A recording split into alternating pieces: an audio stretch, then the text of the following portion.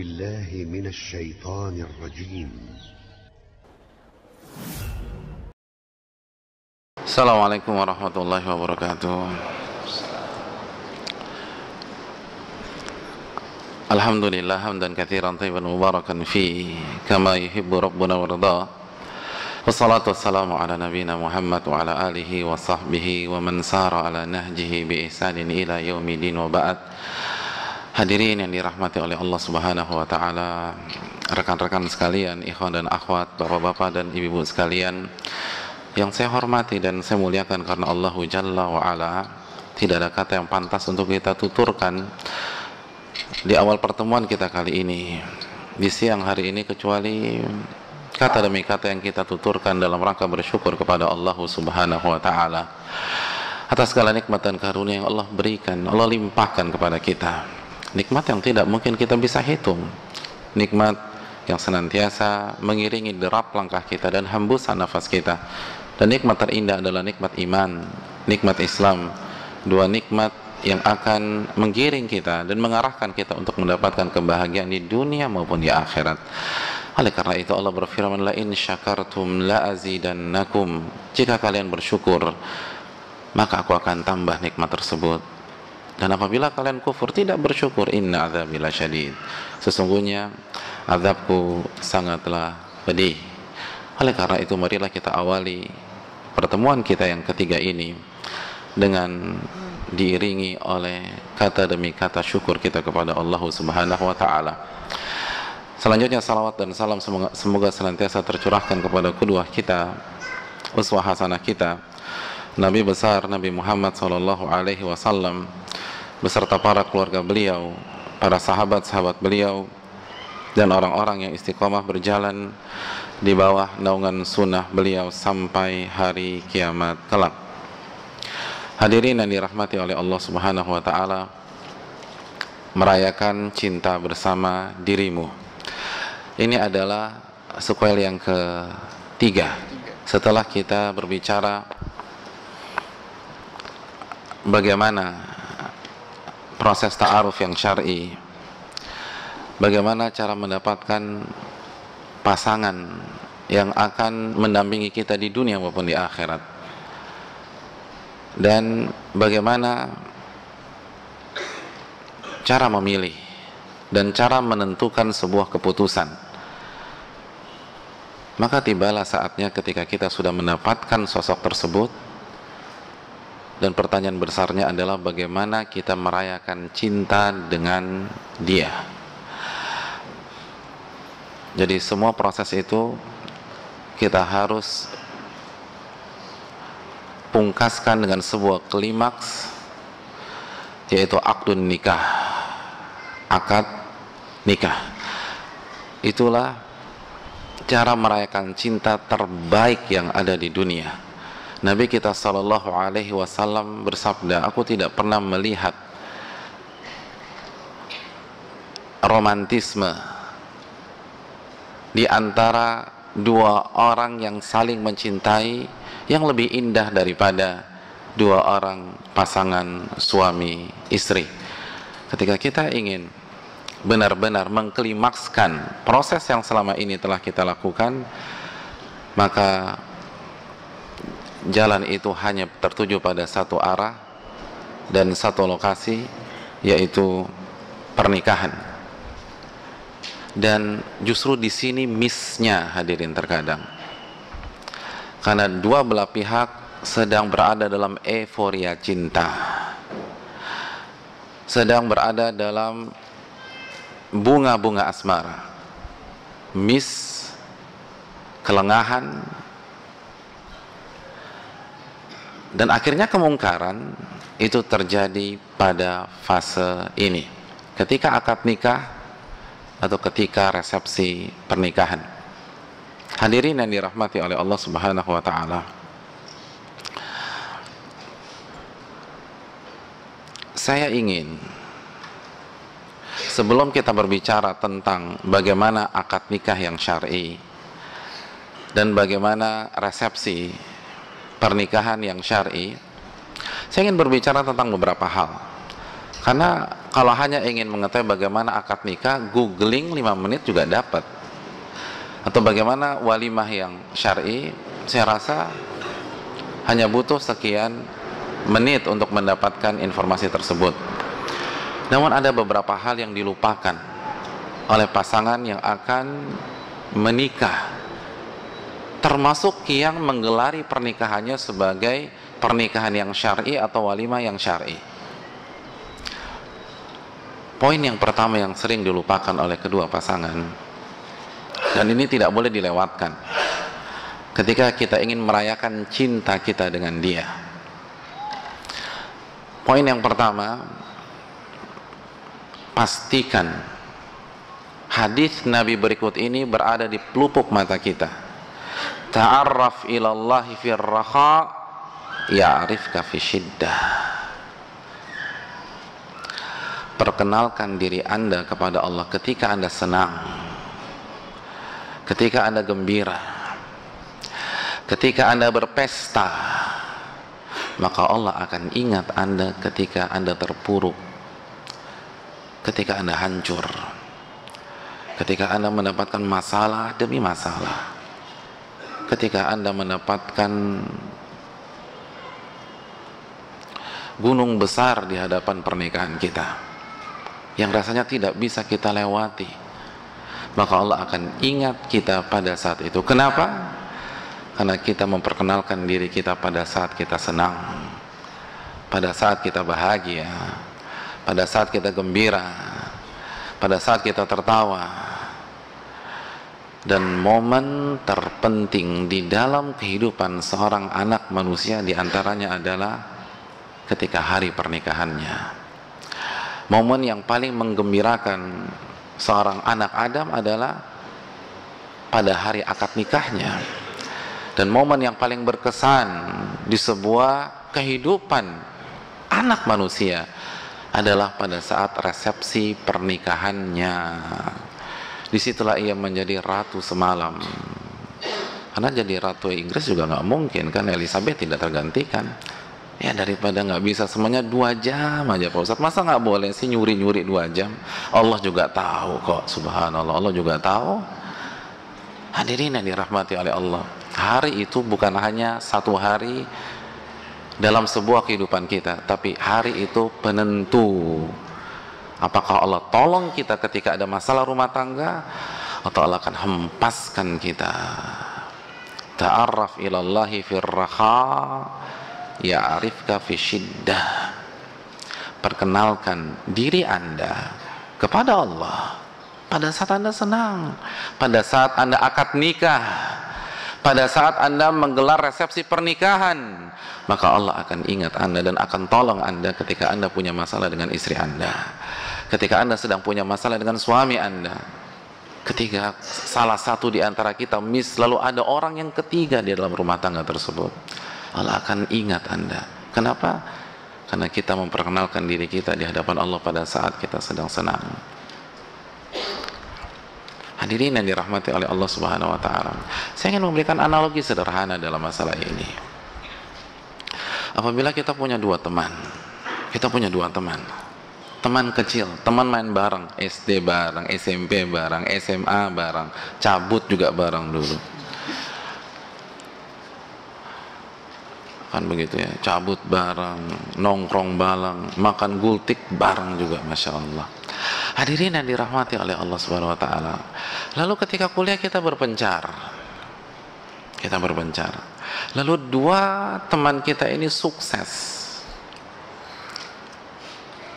Kedua-duanya sukses. Lalu kita berusaha menghubungi yang pertama. Teman kita yang pertama. Kita telepon nggak diangkat-angkat. Padahal nomor kita belum ganti. Semenjak SMA itu terus nomor kita. Dan kita yakin dia tahu. Karena nomor dia juga tidak berubah. Dan nada masuk yang terdengar di handphone kita tersebut. Tapi dia nggak pernah angkat. Telepon sekali, 2 kali nggak diangkat, 3 kali nggak diangkat. Lalu tidak putus asa kita SMS dia. Kita sebutkan nama kita. Tapi nggak pernah dibales. nggak pernah dibalas sama sekali. Lalu ketika kita telepon coba lagi, dia angkat, Din, gua Ahmad. Ahmad yang mana ya? Dia pura-pura nggak kenal kita. Padahal dulu yang traktir makan bakso kita. Subhanallah. Ketika dia nggak bayar ketoprak, tuh tukang keroprak naginya ke kita, karena tahu ini soulmate banget nih si Udin sama si Ahmad ini. Tapi Ahmad yang mana ya? Itu yang suka cabut bareng di WC waktu pelajaran matematik. Dia nggak kenal juga. Qadarullah ketemu di Masjid Al-Azhar, dia buang muka. Dia nggak kenal, pura-pura nggak kenal sama kita. Lalu teman kita yang kedua, dia sudah sukses. Sebelum kita hubungi, dia hubungi kita duluan. Gue udah sukses nih, kapan kita ngumpul yuk. Udah kita ketemunya di masjid aja, udah nggak zaman ketemu di Kongko-Kongto tuh udah nggak zaman lagi. Clubbing nggak zaman, kita ketemu di Masjid Al-Azhar, ketemu Masjid Al-Azhar. Terus kita diajak makan, dia yang traktir dan seterusnya. Saya ingin bertanya kepada hadirin sekalian, qadarullah suatu saat nanti dua orang ini bangkrut, lalu dua orang ini minta tolong sama kita, yang kita tolong yang mana? Yang pertama atau yang kedua? Hah? Yang kita tolong yang mana? Yang pertama atau yang kedua? Saya rasa kita semua sepakat jawabannya yang kedua. Walillahil mathalul a'la. Maka Allah lebih sempurna lagi. Jangan meremehkan hari pernikahan kita, karena ini penentu. Dan saya jamin pasti akan ada badai dalam pernikahan kita. Pasti akan ada masalah. Semua jomblo yang ada di sini, ada yang sudah nikah tidak? Ada yang sudah nikah? Nggak ada. Yang nikah tapi nggak ngaku siapa coba? Nggak ada juga. Yang sudah nikah, yang nikahnya sudah 3 tahun, 4 tahun, 50 tahun, 10 tahun, ada yang merasa tidak pernah punya masalah rumah tangga? Nggak ada.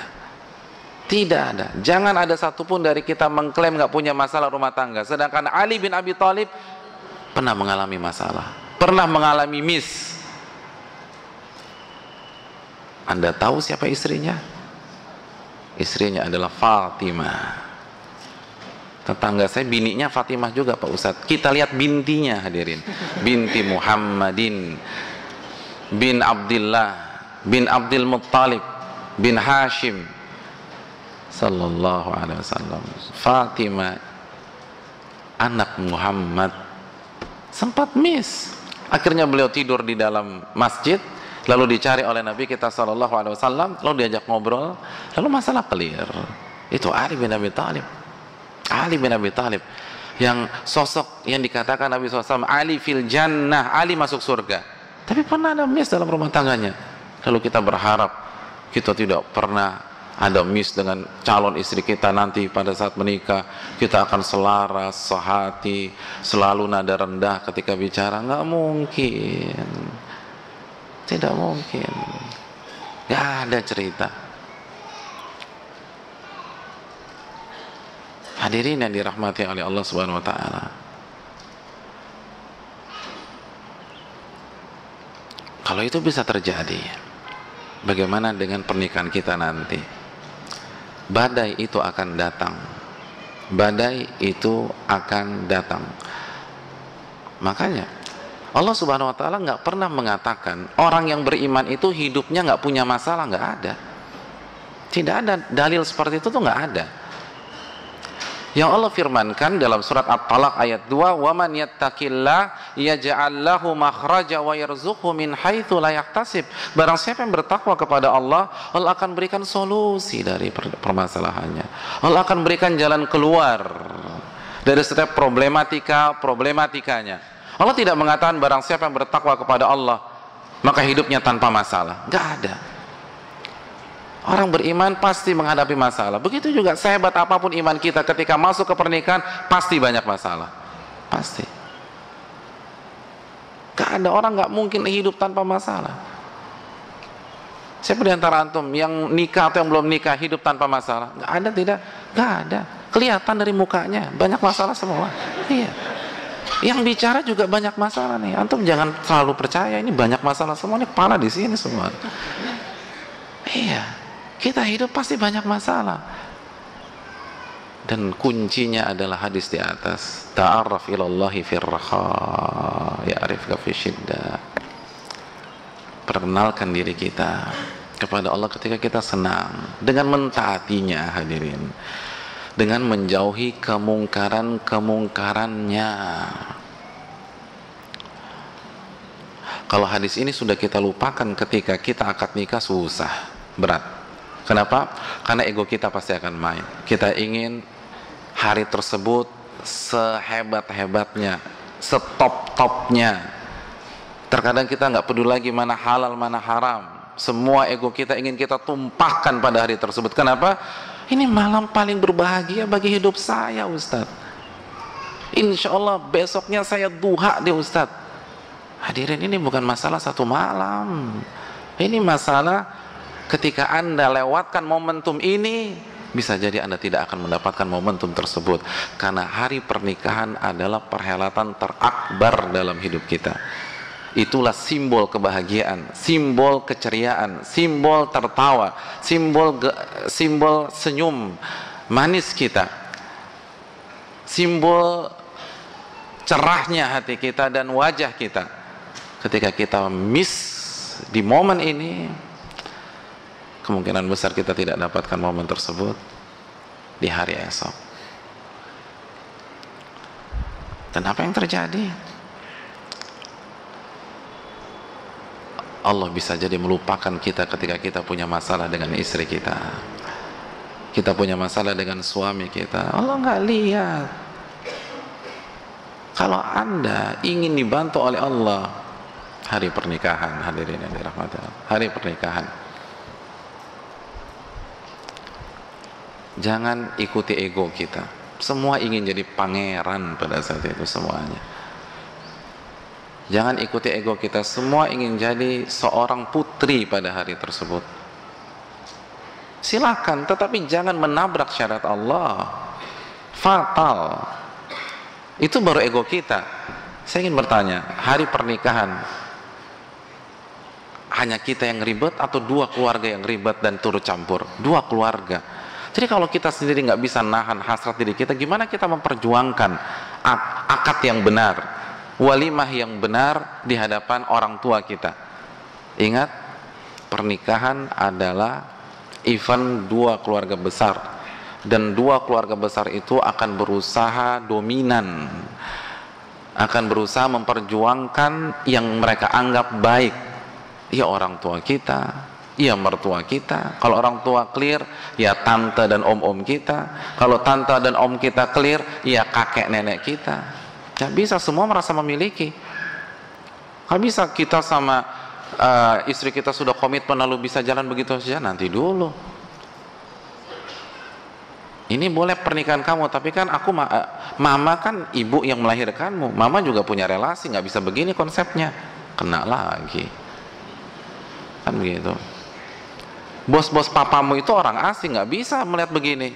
Coba dirubah, repot kan hadirin sekalian.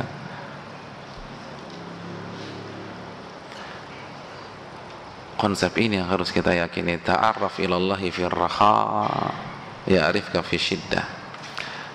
Perkenalkan diri kita, cari wajah Allah pada saat kita senang, maka Allah akan ingat kita pada saat kita susah. Dan hari-hari susah itu akan datang. Demi Allah pasti akan datang ke rumah tangga kita. Kalau kita tidak persiapkan dari awal, hancur kita, habis kita. Dan semua yang berkoar, ingat, semua yang berkoar, semua yang berbicara, semua yang kekeh sebelum hari pernikahan akan diam pada saat masalah itu datang. Pada semua orang tidak bisa bantu kita, bahkan terkadang memprovokasi masalah dan membuat masalah menjadi semakin kusut saja. Lalu Anda tidak memperjuangkan dari awal, rugi kita hadirin sekalian. Tidak ada yang bisa menolong kita pada saat kita menjalani hari-hari rumah tangga kecuali Allah Jalla wa'ala.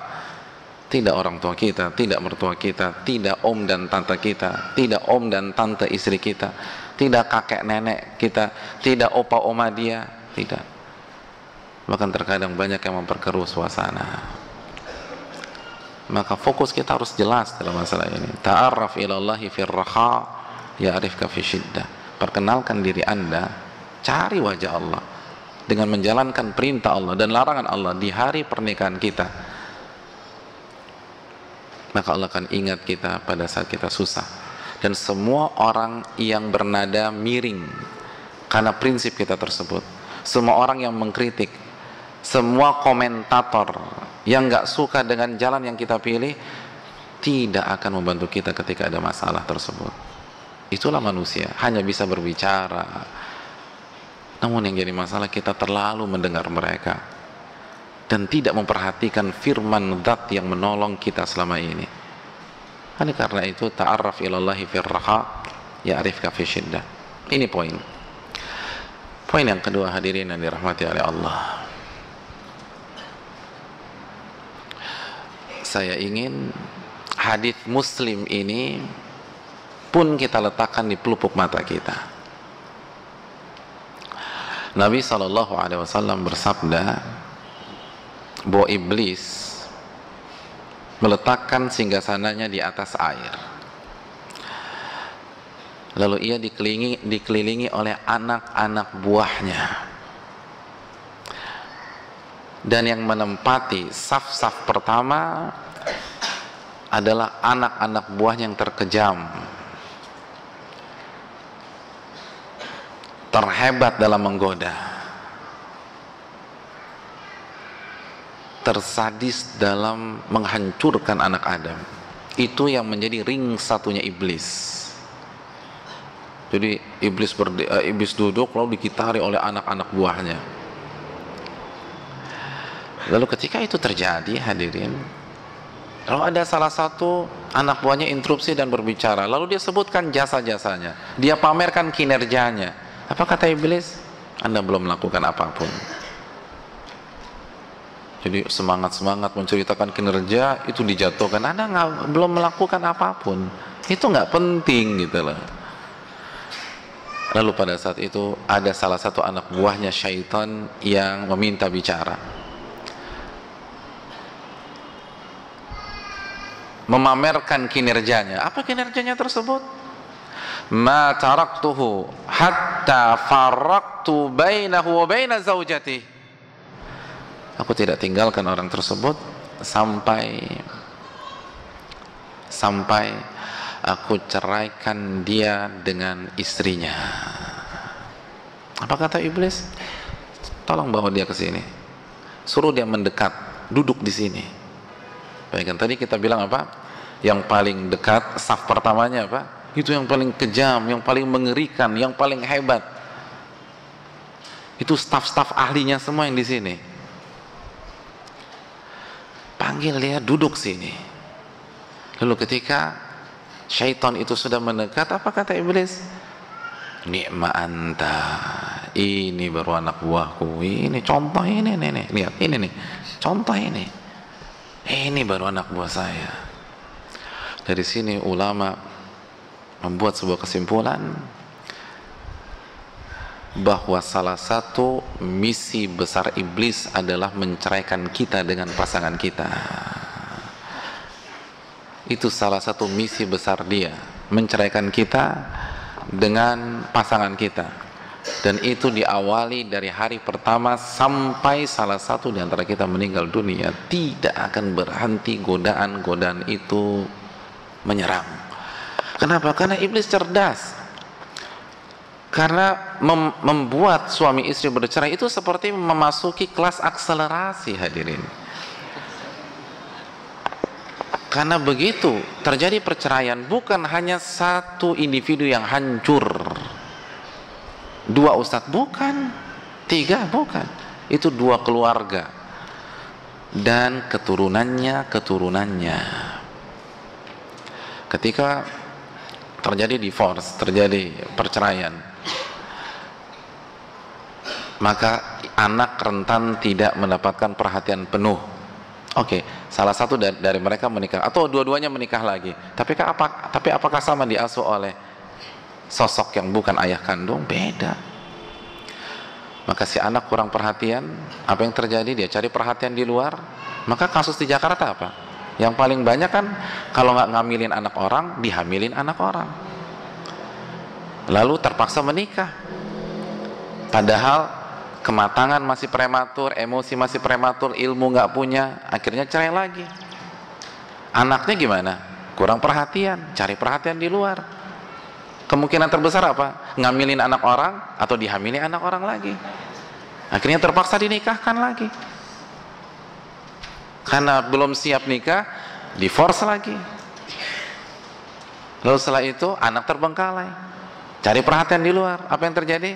Ngamilin anak orang atau dihamili anak orang. Kecuali dirahmati oleh Allah Subhanahu Wa Taala, itu yang terjadi.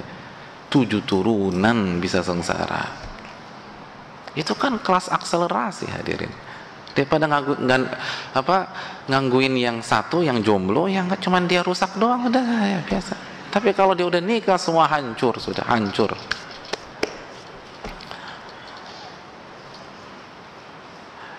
Hadirin yang dirahmati oleh Allah, ini yang perlu kita camkan.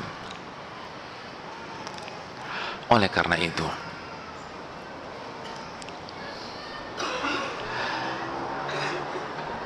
bagaimana mungkin seseorang bisa menyelamatkan dirinya, istrinya, dan keluarganya pada saat ia berumah tangga, sedangkan di hari pertama pernikahannya dia memproklamirkan memiliki hubungan dekat dengan iblis dan syaitan tersebut. Mungkin apa tidak? Masa iya Pak Ustadz? Allah berfirman, wala tubadzir tabdzira. Janganlah kalian melakukan kemubadziran, mengalokasikan dana di luar kebutuhan.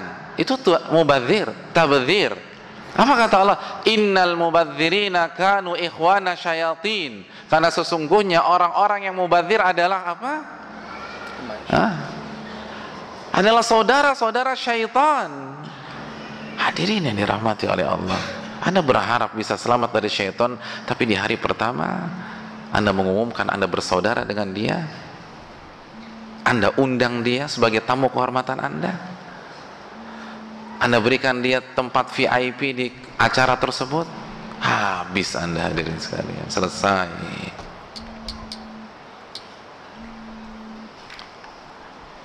Ini baru satu, belum kemungkaran lain yang ada di acara pernikahan.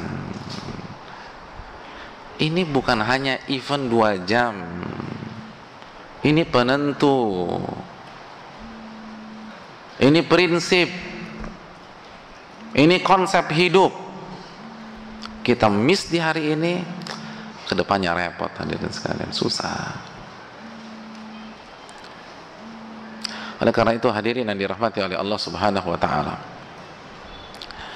coba antum lihat mayoritas orang yang melaksanakan resepsi besar-besaran cerai.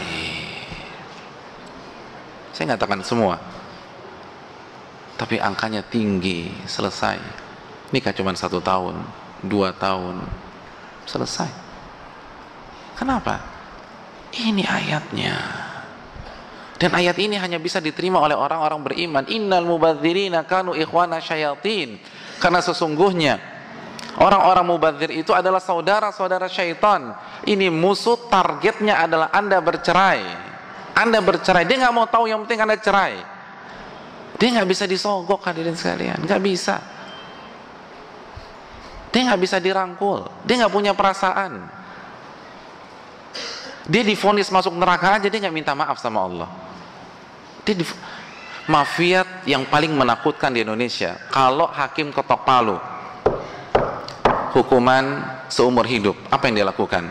Banding. Ya tidak? Banding. Iblis mau banding? Nggak ada cerita. Nggak ada dia minta maaf. Padahal kata para ulama, kalau dia minta maaf, Allah akan terima maafnya. Kalau dia meminta ampunan, Allah akan terima ampunan. Buktinya apa? Buktinya apa Allah mengabulkan permintaannya? Ketika dia meminta untuk menggoda anak Adam dan ditangguhkan sampai hari kiamat, Allah kabulkan. La in akhartani ila yaumil qiyamati la ahtanikanna dzurriyyatahu illa qalila. Surat Al-Isra ayat 62. Ya Allah, kalau engkau tangguhkan aku sampai hari kiamat, aku akan sesatkan seluruh anak Adam sehingga tidak ada yang selamat kecuali segelintir saja. Itu hukuman seumur hidup. Di mana? Di neraka. Gak mau dia minta maaf. Lalu Anda berpikir Anda bisa merangkul dia? Selesai. Habis Anda. Dia gak diundang aja datang. Anda gak undang dia ke acara pernikahan Anda, dia datang. Dia datang. Ini diundang dan dijadikan tamu kehormatan. Lalu kita umumkan kita bersaudara dengan dia. Dengan cara apa? Kita tunjukkan kemegahan, kemaksiatan, kemungkaran dalam acara kita. Hal-hal yang disukai oleh iblis. Mentang-mentang ada tamu yang non muslim, disediakan wine di sana. Apakah Anda lupa surat Al-Maidah ayat 90? Allah berfirman, ya ayyuhalladzina amanu innamal khamru wal maisiru wal ansabu wal azlamu rijsun min amali syaitan fajtanibuhu la'allakum tuflihun. Wahai orang-orang beriman, sesungguhnya khamar, minuman keras, judi, sesembelihan di tempat kesyirikan atau pengundian nasib, perbuatan keji, dan termasuk perbuatan-perbuatan syaitan, maka jauhilah agar kalian beruntung. Lalu di acara Anda ada wine di sana, dan Anda berharap baik-baik saja ke depan, nggak ada cerita hadirin sekalian. Nah, Allah mengatakan itu perbuatan syaitan, lalu Anda suguhkan di situ. Lalu Anda berpikir nggak akan ada masalah, ini cuma 2 jam, ini cuma menghormati teman-teman ayah saya atau teman-teman ibu saya, selesai. Anda yang mengundang, Anda, kita tahu, jangan memelihara anak singa hadirin. Dia lebih ngeri dari singa. Dia lebih menakutkan.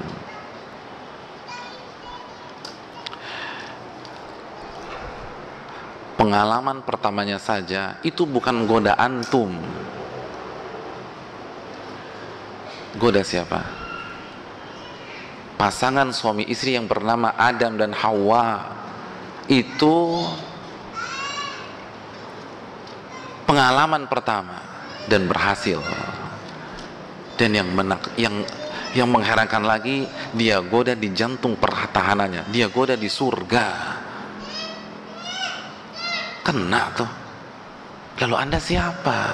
Kita siapa?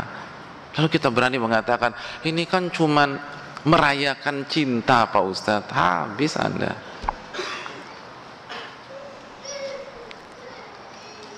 Ini bukan masalah acara 1 hari.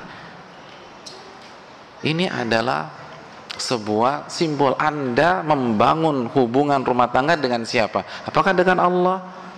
Apakah Anda melibatkan Allah? Atau justru Anda menjadikan iblis sebagai I.O. wedding Anda? Itu berat, itu susah hadirin. Dan resiko kita tahu, kita hanya menyampaikan yang rusak diri kita. Tugas ustadz, tugas kiai, itu hanya menyampaikan aja. Karena yang berhadapan dengan mereka kita, yang berhadapan dengan iblis itu kita. Kalau kita miss di sini, berat.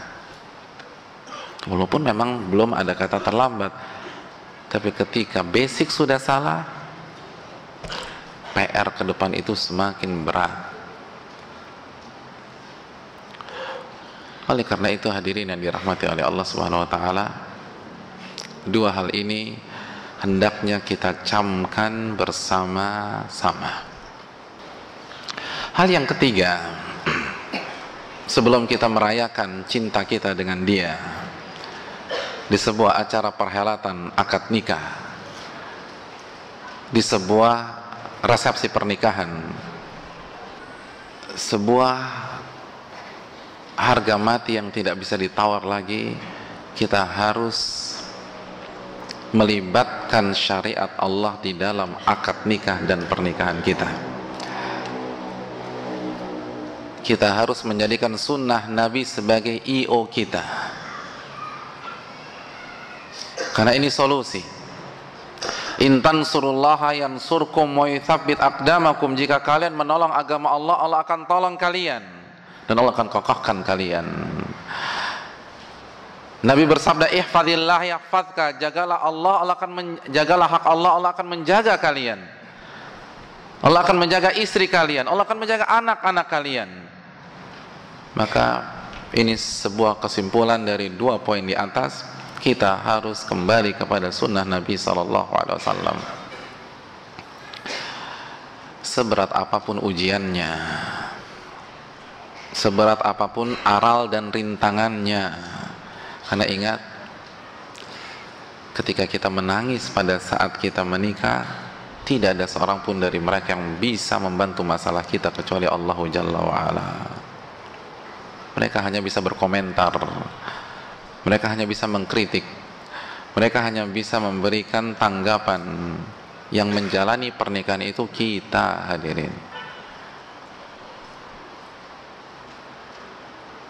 Dan hanya bisa dengan pertolongan Allah. Karena tadi kita katakan bahwa syaitan bermain di pernikahan kita, dan itu misi besar dia. Dan syaitan tidak bisa dilawan oleh kita. Kita harus kembali kepada tuntunan Allah Subhanahu wa ta'ala. Ini hal penting. Sekali lagi, musuh kita di hari pertama sampai apa yang Allah takdirkan adalah syaitan, adalah iblis. Dan kita tidak pernah diizinkan di dalam Al-Quran untuk berhadapan langsung dengan dia. Kita tidak pernah diizinkan untuk head to head dengan dia. Berbeda jika yang menyerang kita adalah manusia. Banyak ayat yang membolehkan kita untuk melawan. Buktinya ada syariat jihad. Tinggal baca surat At-Taubah, Al-Anfal, selesai masalah. Itu semua ayat atau mayoritas ayat-ayat tentang jihad. Dan apa arti jihad? Kita melawan siapa? Manusia. Dalam ilmu fikih ada bab daf'us sa'il. Apa arti daf'us sa'il? Melawan ketika seseorang berusaha merebut diri kita atau merebut harta kita, kehormatan kita, atau mengancam nyawa kita. Kita boleh lawan. Dan Nabi mengatakan, man qutila duna mali fahuwa syahid. Barang siapa yang terbunuh karena membela hartanya, maka dia mati syahid. Dan kalau kita mau tidak mau harus melumpuhkan dia, huwa finnar, kata Nabi, dia masuk neraka. Itu kalau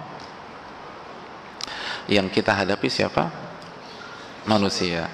Tapi ketika yang kita hadapi adalah iblis dan bala tentaranya, tidak ada satupun ayat dalam Al-Quran yang mengizinkan kita untuk menyerang dia. Tidak ada satupun ayat yang membolehkan kita untuk maju melawan dia. Terus apa Pak Ustaz? Mundur. Mundur. Allah berfirman dalam surat Fussilat ayat 36. Wa imma yanzaghannaka minasyaitani nazghun fasta'idz billah. Dan apabila syaitan bermanuver, syaitan menggoda, syaitan menyerang kalian, maka mintalah perlindungan kepada Allah Subhanahu wa ta'ala. Saya ingin tanya, meminta perlindungan itu maju atau mundur? Meminta perlindungan. Ada anak sekolah disamperin oleh 4 sekolah yang menjadi lawannya. Terus dia meminta perlindungan ke teman-temannya. Dia seorang diri, lawannya 4. Lalu dia minta perlindungan. Kira-kira dia maju ke depan atau dia lari ke belakang? Ada minta perlindungan maju ke depan? Gue bilangin teman-teman gue loh, langsung maju. Ada? Nggak ada cerita. Anda Anda masih waras nggak sih? Masa gue bilangin teman-teman gue Anda maju, Anda mundur, kabur, minta perlindungan.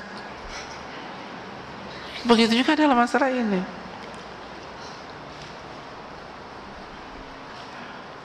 Allah mengatakan fasta'idz billah, minta perlindungan kepada Allah, mundur, bukan maju, bukan makanya jangan diundang. Jangan diundang, jangan ada perbuatan-perbuatan syaitan di acara kita. Inilah saatnya kita merayakan cinta suci kita, cinta karena Allah. Jangan dinodai dengan perbuatan-perbuatan dia. Dan jangan sampai kita yang buat lagi, kita yang atur. Anda gimana sih, Anda disuruh mundur kok malah diundang? Kok malah Anda nyerang? Malah Anda dekati dia. Anda mundur, kembali kepada Allah, kembali kepada syariat Allah, kembali kepada tuntunan Allah Subhanahu wa taala. Apa sebabnya? Mengapa tidak ada satupun ayat di dalam Al-Quran yang memerintahkan kita untuk melawan head to head dengan syaitan tanpa perlindungan dan pertolongan dari Allah? Jawabannya apa? Kata para ulama, Anda bukan tandingannya. Anda bukan tandingannya. Anda siapa sih? Anda bukan tandingannya.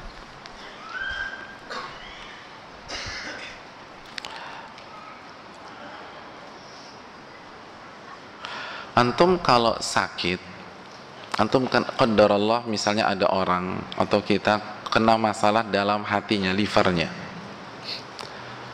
Kita akan cari dokter yang pengalamannya 20 tahun dan sudah terkenal bisa mengobati hal tersebut, atau kita akan cari fresh graduated dari FK, spesialis tersebut, cum laude, tapi kita pasien pertamanya. Kira-kira kita cari yang mana? Nah, yang pengalaman 20 tahun tapi nggak cum laude, atau kita cari yang cum laude tapi itu pengalaman dia yang pertama nanganin kita, otak-atik hati kita. Kita cari yang mana?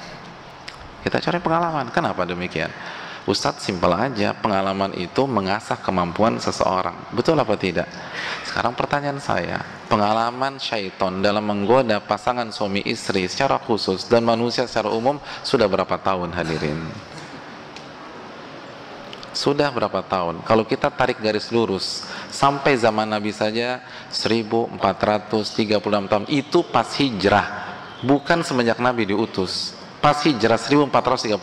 Kalau kita tarik sampai masa Nabi Isa 2015, itu Nabi Isa, dua nabi termuda terakhir kan Nabi Muhammad dan Nabi Isa. Bagaimana kalau tarik garis lurus lagi ke Nabi Adam alaihissalam? Ya Allah, kita diketawain sama dia. Ente itu siapa sih? Diketawain. Kita bukan tandingannya. Sesoleh apapun kita, sesoleh apapun istri kita, nggak ada apa-apanya. Sekali lagi, dan yang menakjubkan, saya ulangi lagi, pengalaman pertamanya langsung berhasil, dan yang digoda bukan kita, Adam alaihissalam, lalu Hawa, lalu anaknya sehingga membunuh saudaranya, itu anak Nabi, lalu keluarga Nabi Yakub sehingga anak-anaknya tega membuang Yusuf, saudara kecilnya. Lalu Anda mau berhadapan dengan dia? Aduh, berat. Itu keluarga Nabi, hadirin. Keluarga Nabi. Ada miss. Keluarga Anda siapa? Gak bisa. Ini saatnya kita merubah tren. Jangan ikut mainstream yang ada di masyarakat. Itu tidak bisa memberikan solusi. Allah berfirman di beberapa ayat Al-Quran, walakinna aktsaran nasi la ya'lamun, namun mayoritas manusia itu nggak ngerti, kata Allah. Lalu Anda menjadikan mereka parameter untuk pernikahan Anda, habis Anda. Mayoritas manusia. Kalau antum baca, antum googling, atau antum searching, kalau antum punya perpustakaan digital, antum coba tanya, coba cari aktsarun nas, mayoritas manusia. Lalu lihat, ada yang positif apa enggak? Cobanya enggak ada. Kalau enggak ngerti, lalai, tidak bersyukur, ya itulah negatif. Dan itu itu kiblat kita. Itu IO yang kita gunakan karena mereka sudah berhasil dalam mengeset ribuan pernikahan. Gak bisa, kita harus kembali kepada sunnah Nabi SAW. Gak bisa. Syaitan hanya bisa dilawan oleh Allah. Kita bukan tandingannya. Inilah yang menyebabkan seluruh ilmu dunia gak kepake di pernikahan, gak kepake. Mau profesor matematik kayak fisika kayak bahkan psikologi kayak nggak bisa ngadepin dia, nggak bisa. Yang bisa hanya orang yang kembali kepada syariat Allah, karena syaitan hanya bisa dilawan oleh kekuatan Allah Tabaraka wa Ta'ala, bukan dengan otak manusia. Pengalamannya miliaran orang, dia sudah ngadepin miliaran pasangan suami istri. Kita ini yang keberapa miliar lah, dia udah tahu setelan kita gimana, dia sudah tahu titik lemah kita di mana. Apakah kita lemahnya di syahwat, kita lemahnya di perempuan, kita lemahnya di harta, kita lemahnya di jabatan, dia udah biasa pengalaman. Saya punya teman psikolog, itu dia bilang, Ustadz, saya pengalaman di psikologi ini 20 tahun. Begitu ketemu orang, saya udah tahu nih orang beres apa nggak beres. Itu 20 tahun. 20 tahun. Oleh karena itu hadirin yang dirahmati oleh Allah, untuk kebaikan kita sendiri, pastikan kita kembali kepada agama Allah, syariat Allah, dan tuntunan Nabiullah SAW dalam merayakan cinta suci kita. Hadirin yang dirahmati oleh Allah Subhanahu wa Ta'ala. Lalu pertanyaannya, bagaimana tuntunan Nabi SAW dalam menyelenggarakan pernikahan? Hadirin yang dirahmati oleh Allah Subhanahu wa Ta'ala,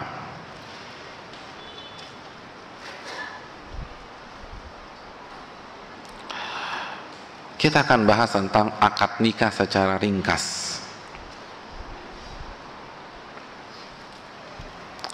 Akad nikah secara ringkas.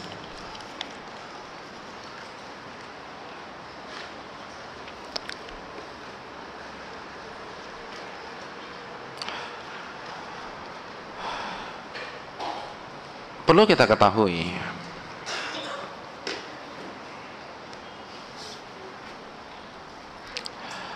bahwa hukum asal ini penting, ini kaidah dalam masalah pernikahan. Hukum asal akad nikah dan walimah masuk ke bab muamalat, namun kalau diniatkan sebagai sarana ibadah, mendapatkan nilai ibadah.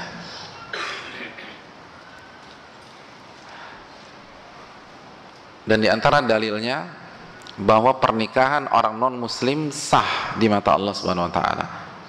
Nabi tidak pernah meminta pasangan suami istri yang masuk ke dalam Islam untuk mengulang kembali akad nikah mereka.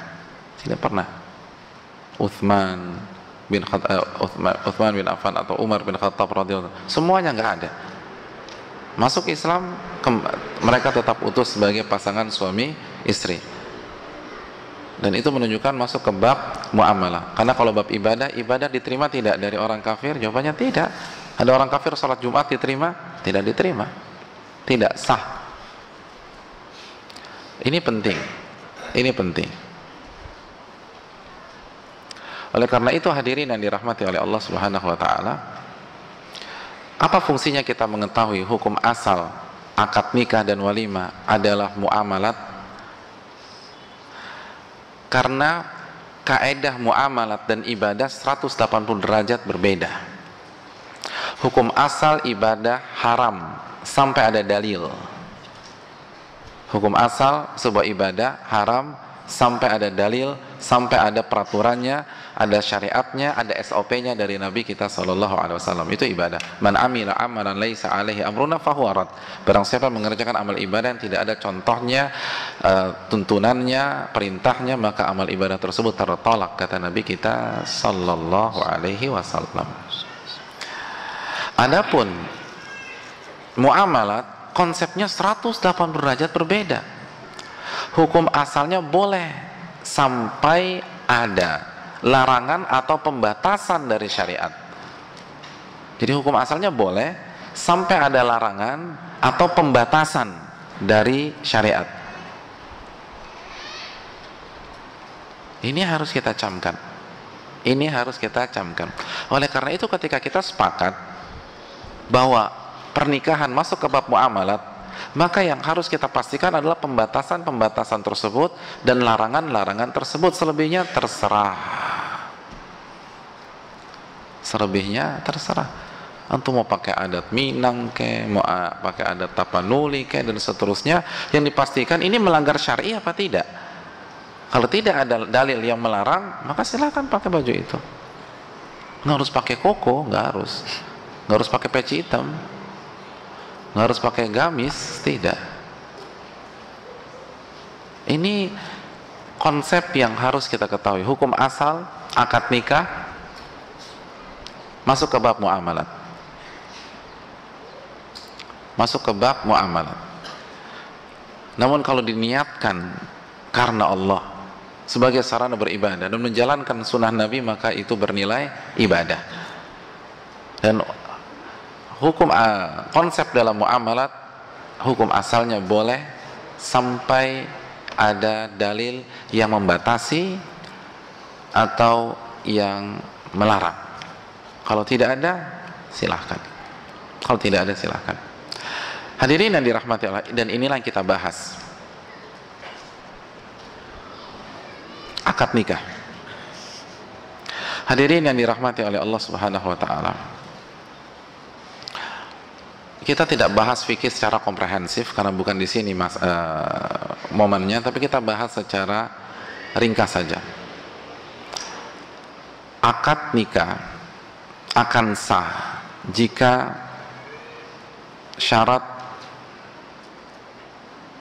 syaratnya terpenuhi. Syaratnya terpenuhi. Syarat yang pertama, diizinkan oleh wali si wanita. Diizinkan oleh wali. Jadi untuk merayakan cinta kita dengan dia, kita harus minta izin dulu dengan wali dari calon istri kita tersebut. Jangan dikit-dikit, yang penting kan bisa lari Pak Ustadz, yang penting kan bisa kawin lari. Jangan berpikir kawin lari. Ingat konsep kita tadi, bahwa hari tersebut adalah hari di mana kita mendekat kepada Allah agar Allah ingat kita pada saat kita susah. Hari tersebut di mana kita memutuskan dan menabuhkan genderang perang melawan syaitan, bukan menjadi saudara syaitan. Oleh karena itu Nabi SAW bersabda, la nikaha illa biwali, tidak ada pernikahan yang sah tanpa wali. Maka pastikan kita mendapatkan izin dari wali wanita tersebut. Kita harus bicara, kita harus gentle, kita harus bicara sama orang tuanya. Dan Nabi mengatakan, ayyuma mra'atin nakahat bi ghairi idzni waliha fanikahuha batil batil batil. Setiap wanita yang menikah tanpa izin walinya, maka pernikahannya batal, batal, batal.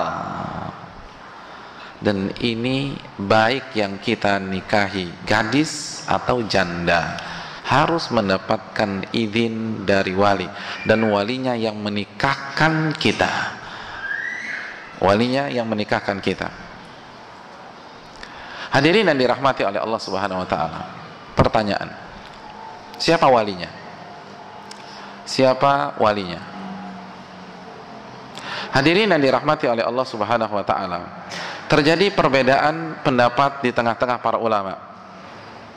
Namun rasanya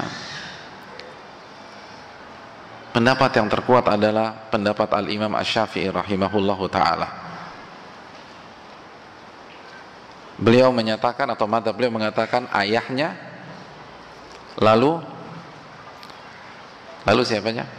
Kakeknya, lalu setelah itu saudara-saudaranya, kalau tidak ada anaknya, kalau ada, lalu kalau tidak ada paman atau om dari pihak ayah, dan kalau tidak ada lagi baru anak dari om kita atau sepupu. Jadi ayah, kalau ayah tidak ada berhalangan, lalu kakek naik kakak. Kalau kakek nggak bisa, saudara, kakak atau adik laki-laki, kakak atau adik laki-laki. Kalau tidak ada, maka anak. Kalau dia janda, jadi kalau dia janda maka anak. Kalau tidak ada anak, maka om, paman dari pihak ayah, ayah si wanita.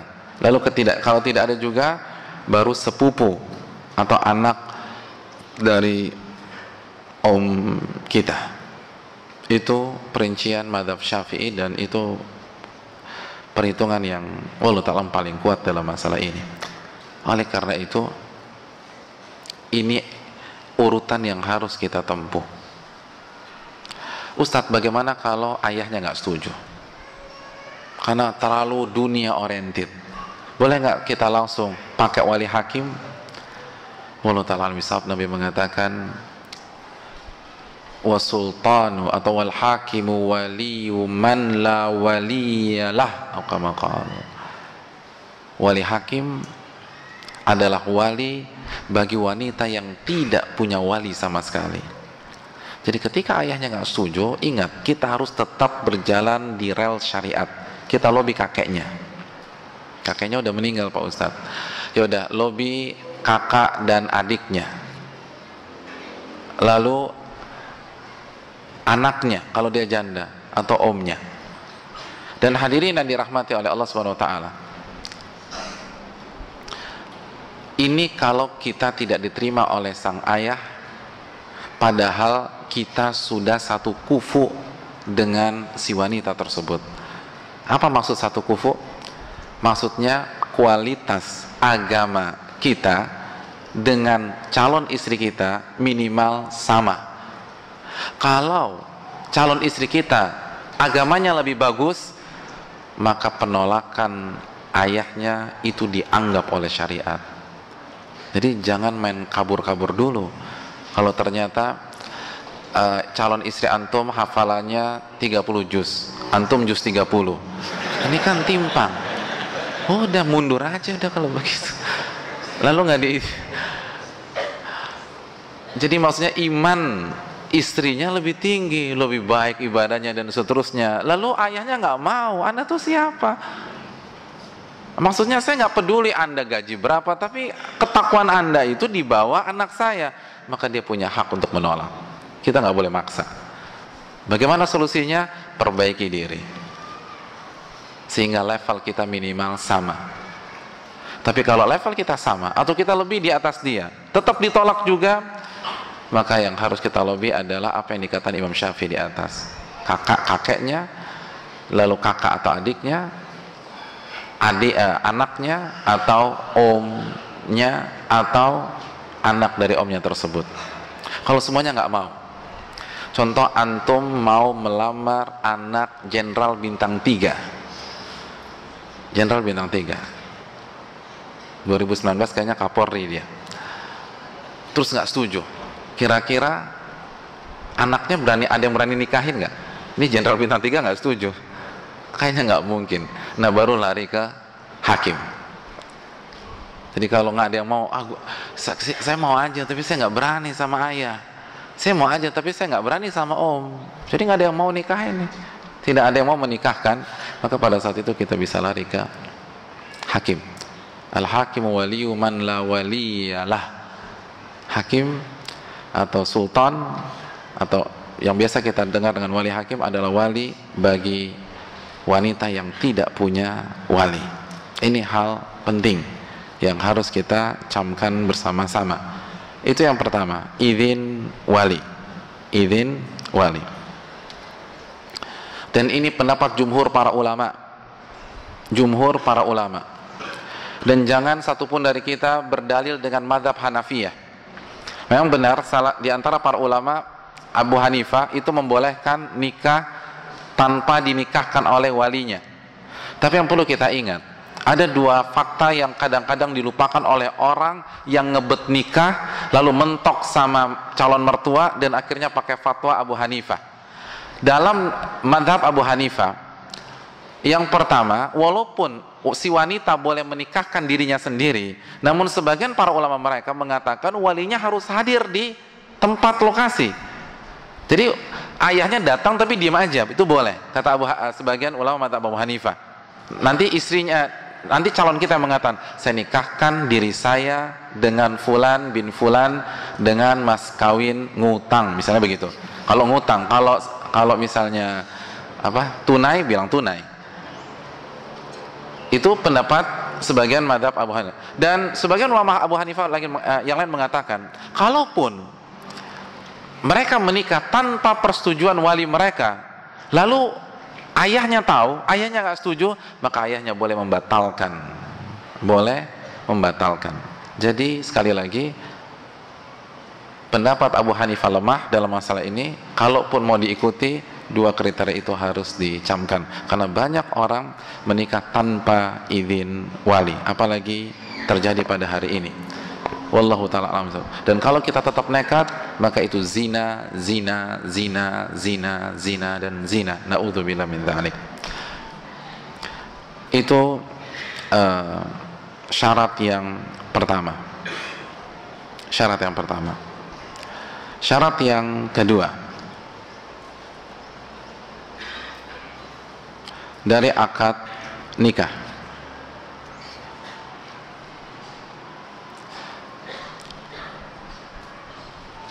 Mohon maaf, apa syarat wali? Mohon maaf, ini penting juga. Sebelum saya masuk syarat kedua, kita sebut apa syarat wali. Yang pertama Islam, kita secara singkat saja ya. Yang pertama Islam, karena Allah berfirman dalam surat At-Taubah ayat 71, wal mu'minun wal mu'minat ba'duhum awliya'u ba'd. Orang-orang beriman yang laki-laki dan wanita, sebagian mereka wali bagi sebagian yang lain. Jadi sekali lagi harus Islam. Maka jika ayahnya bukan seorang muslim, maka beralih ke kakeknya, langsung diloncat gitu. Kalau nggak ada, tadi ke saudaranya atau ke anaknya dan seterusnya. Jadi muslim. Dan yang kedua laki-laki. Yang ketiga berakal sehat. Yang keempat dewasa. Jadi kalau dia janda dan anaknya baru 2 tahun, anaknya yang 2 tahun itu tidak boleh menikahkan ibunya. Lalu yang terakhir merdeka. Ini yang harus kita camkan baik-baik dalam masalah wali. Dan masalah Islam ini benar-benar ditekankan. Yang kedua, ridho seorang wanita. Syarat yang kedua adalah ridho seorang wanita. Artinya wanita itu menikah karena keinginannya, bukan dipaksa. Tapi saya tidak ingin membahas masalah ini karena tema kita kali ini merayakan cinta denganmu. Maka jelas ini bisa dipastikan sudah mendapatkan kecocokan atau keridhaan dari wanita tersebut. Dan sekali lagi perlu kita ingatkan bahwa apabila wanita itu tidak ridho dan dipaksa nikah, kasus ini pernah diangkat ke Nabi SAW, dan Nabi khayyaraha, Nabi memberikan hak memilih bagi si wanita tersebut. Kalau dia mau, dia bisa bercerai pada detik itu juga. Kalau tidak, dia bisa lanjutkan pernikahannya. Itu syarat yang kedua. Syarat yang ketiga adalah mahar. Mahar.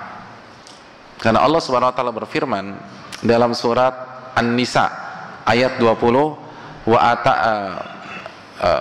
wa ataitum ihdahunna qintara, dan kalian memberikan mahar yang banyak kepada istri kalian.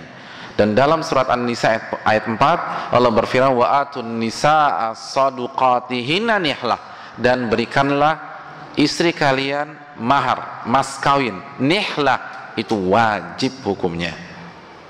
Jadi mas kawin hukumnya wajib. Dan apa yang bisa dijadikan mas kawin? masyarakat kita mengenal seperangkat alat sholat. Kan begitu ya? Apakah harus seperangkat alat sholat? Hadirin yang dirahmati oleh Allah Subhanahu wa taala. Jawabannya tidak ada dalilnya. Tapi berarti nggak boleh? Boleh. Karena sekali lagi hadirin yang dirahmati oleh Allah Subhanahu wa taala, kaidah dalam masalah mas kawin atau mahar. Yang pertama, semua yang bisa dinilai, baik benda atau jasa. Nabi SAW pernah bersabda, iltamis walau khataman min hadid. Carilah mas kawin walaupun mas kawin itu cincin yang terbuat dari besi. Kan nggak ada harganya hadirin yang dirahmati oleh Allah. Paling berapa? Ingat, bukan batu akik loh. Bukan batu akik. Ini cincin besi biasa, nggak ada batu akiknya. Ini murah. Ini orang nggak punya duit. Jangan salah paham. Karena lagi ngetren ini. Jadi nggak punya duit sama sekali. Lalu dia cari nggak ketemu juga. Bayangkan, ini orang nggak punya cincin yang terbuat dari besi, nggak ada. Lalu pada akhirnya kata Nabi, zawajtuka habima ma'aka minal Qur'an. Aku nikahkan engkau dengan apa yang kau miliki dari Al-Quran. Artinya ajarkan istrimu membaca Al-Quran atau tafsir Al-Quran. Jadi itu menunjukkan kalau kita nggak punya barang, maka kita bisa jasa. Itu boleh. Jadi diperbolehkan. Berapapun nilainya, diperbolehkan. Jadi kalau misalnya antum nggak punya uang, tapi antum chef misalnya, saya nikahkan putri saya dengan fulan bin fulan, dengan mas kawin, diajarkan memasak sop buntut, soto betawi, sate padang selama 2 tahun. Saya terima nikahnya dengan mahar tersebut. Sah. Sah, itu sah. Boleh. Boleh. Ada yang chef di sini? Ya. Jadi yang tukang gado-gado ngajarin gado-gado. Tukang bubur, bubur. Tukang ketoprak bisa. Dan mulia loh, ini bukan menghina, ini mulia. Nggak ada masalah. Iya kan? Gado-gado kalau boplo kan mahal kan begitu kan. Begitu. Jadi boleh. Atau misalnya antum jago apa ya? Antum jago menulis, antum ajarkan menulis. Antum jago bahasa Prancis gitu lah. Bahasa misalnya antum jago bahasa Zimbabwe, saya ajarkan dengan mahar melatih dia bahasa Zimbabwe. Nah itu boleh, nggak ada masalah. Ya apa aja lah pokoknya intinya itulah. Jelas ya, itu diperbolehkan. Dan hadirin yang dirahmati oleh Allah Subhanahu Wa Taala. Namun dan hukum asal yang sebaik-baik mahar adalah yang paling mudah. Khairus sadaq aisaruhu. Sebaik-baik mas kawin adalah yang paling mudah, yang paling mudah, yang paling simpel, yang gampang, yang nggak memberatkan, itu loh. Aisar. Ingat, aisar, bukan yang paling murah. Nabi tidak mengatakan yang paling murah. Nabi katakan aisar. Jadi kalau bagi antum rumah di Kemang itu mudah, kasih mahar rumah di Kemang, nggak masalah. Loh kan yang paling mudah bagi saya. Bagi saya itu yang paling murah gitu loh, atau paling yang mudah. Nggak ada yang lebih mudah dari kasih rumah di Kemang. Ya udah kasih aja rumah di Kemang. Ingat, ini dalam. Makanya ketika Umar pernah berkhutbah, lalu dia katakan Nabi SAW memberikan mahar itu tidak mahal, tidak mahal. Nabi tidak kasih mahal. Dalam riwayat berapa mahar Nabi ke istri-istrinya? Dalam riwayat Aisyah, 500 dirham. 500 dirham. Berarti 500 dirham berapa? Sekitar 30 sampai 35 juta. Itu mahar Nabi. Dalam hadis Ummu Habibah, Ummu Habibah 400 dirham. 400 dirham berarti 24 sampai 28 juta. Dan untuk Ummu Habibah 240 juta. Itu mahar Nabi. Jadi bukan seperangkat alat sholat yang 100.000, bukan. 240 juta. Jadi kalau akhwat-akhwat minta mahar, saya nggak muluk-muluk kayak Ummu Habibah aja. Enak, elegan, dan golnya dapat. Elegan dan golnya dapat. Tapi pada ngomong macam-macam nggak enak, didengar nggak enak. Tapi kalau Ummu Habibah, masya Allah, saya nggak banyak nuntut Ummu Habibah, masya Allah. Ingat Aisar, hadisnya Aisar yang paling mudah. Nabi nggak mengatakan yang paling murah, enggak. Karena mudah itu relatif. Makanya saya lanjutkan lagi. Umar mengatakan barang siapa yang maharnya melebihi mahar Nabi, maka saya akan ambil dengan paksa dan saya akan masukkan Baitul Mal. Saya akan ambil dengan paksa dan saya akan masukkan ke Baitul Mal. Begitu beliau selesai berkhutbah, diprotes sama seorang wanita. Dan hadis ini sahih. Kalau nggak salah hadis riwayat Baihaqi dan Musannaf Abdul Razzaq. Lalu ada wanita mengatakan, wahai Umar, engkau membatasi mahar, sedangkan Allah dan Rasulnya nggak pernah membatasi. Allah berfirman dalam surat An-Nisa ayat 20, wa ataitum ihdahunna qintara, dan kalian memberikan mahar kepada salah satu dari mereka dengan mahar yang banyak. Allah katakan banyak, Allah tidak batasi, lalu engkau batasi. Apa yang terjadi? Umar langsung naik lagi ke mimbar dan mengatakan, kullu ahadin afqah min Umar. Semua orang yang ada di sini itu lebih pintar dari Umar. Saya tarik lagi ucapan saya tersebut. Allahu Akbar. Lihat Umar bin Khattab radhiyallahu taala an, ketawaduannya. Gak ada bantah, dikasih ayat sami'na wa ta'na. Oke, saya salah, semua kalian lebih pintar dari Umar. Saya tarik ucapan saya, bebas.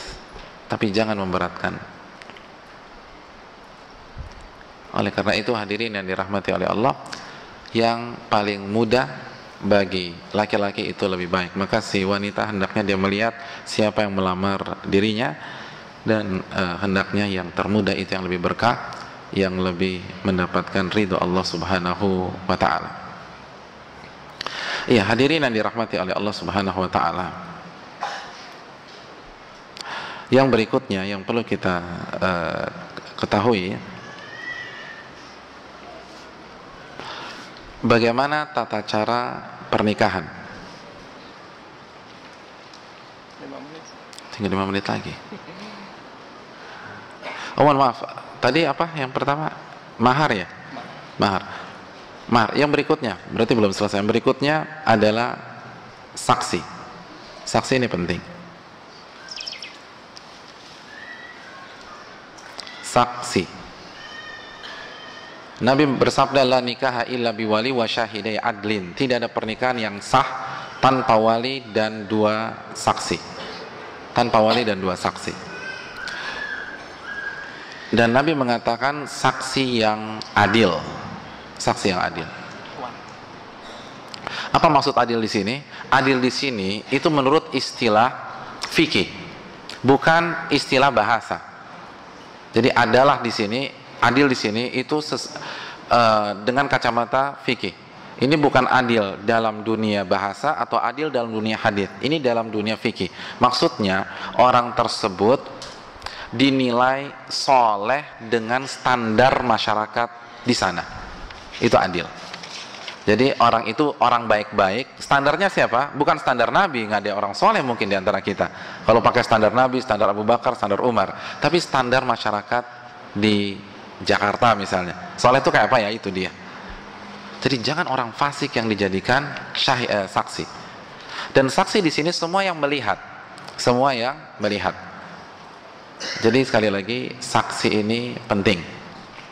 Saksi ini penting, hadirin yang dirahmati oleh Allah Subhanahu wa taala.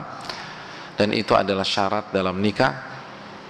Dan umumkan pernikahan. Kata Nabi, a'linu bin nikah, umumkan pernikahan. Sebagian ulama menjadikan dia satu paket, saksi juga, umumkan juga. Jadi umumkan pernikahan kita, atau minimal ada 2 saksi. Minimal ada 2 saksi. Dan saksi itu bukan yang duduk di meja akad ya. Itu hanya untuk syarat KUA. Semua yang hadir. Jadi kalau ada pernikahan yang hadir 5.000 orang, ya sudah, semua yang hadir itu saksi-saksinya. Jadi sudah pasti sah gitu. Nggak harus yang duduk di sana. Oke. yang berikutnya hadirin yang dirahmati oleh Allah Subhanahu wa taala, lalu adanya tentu saja mempelai laki-laki dan mempelai wanita. Adanya mempelai laki-laki dan mempelai wanita. Bagaimana tata caranya sekarang? Akad nikah yang ada di dalam syariat simpel. Tata caranya adalah